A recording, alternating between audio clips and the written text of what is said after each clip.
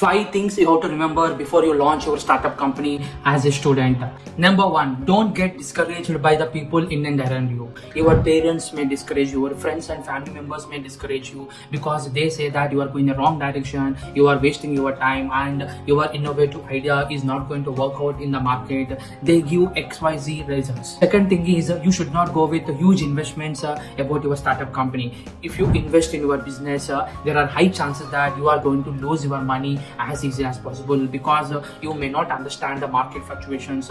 Third thing you have to remember is you should not have multiple co-founders in your company. At most you must have 3 co-founders in a company because as co-founders becomes large in number, the dilution of the company happens in future, and so much struggles you will face from all the co-founders in future.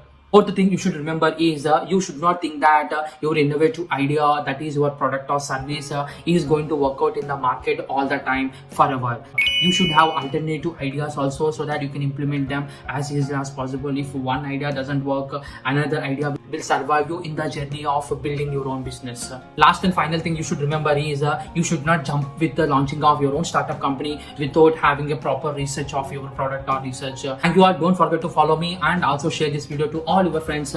I'm going to come up with so many startup company ideas and also its implementation as you are as a student.